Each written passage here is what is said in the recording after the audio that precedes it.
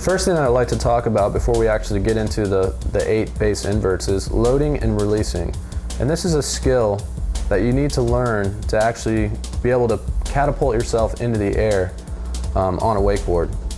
Basically what you're doing is you're putting a lot of line tension on the rope and a lot of pressure on your edge to create a sweeping motion that actually projects you upward in the air and sweeps your body into a rotation at the same time. Basically you have water pushing on your board hard enough to sweep the board out from underneath you, and the line is tight enough to actually yank your body forward, and this creates the flipping motion.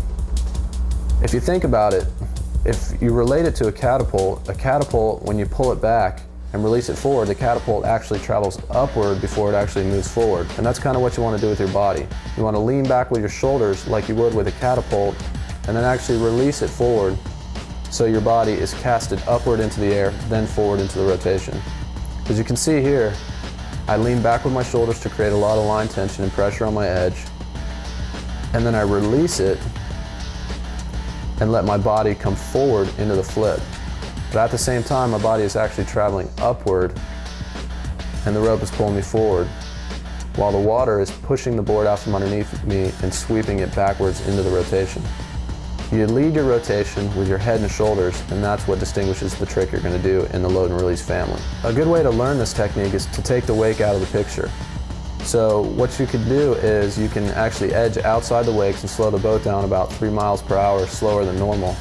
From there you're going to bounce on the rope and get the bungee effect on the rope. Basically you're going to do this with a tall position, and you're just going to lean back with your shoulders and let the rope actually pull you forward, and you're going to do this back and forth.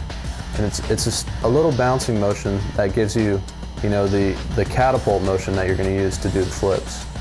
Taking the wake out of the picture really lets the rider know how the skill works and how, wakeboarding really works.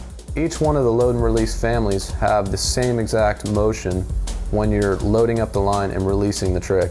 You're going to load the trick back, and then you're going to release your upper body forward towards the boat. As you're coming forward, that's when you distinguish the rotation by rotating your head and shoulders, depending on what rotation you're going to do. From left to right, you have each of the families: back roll, front flip, and railie. Each trick has the same exact motion at first. You load back, you release forward, then direct the rotation with your head and shoulders.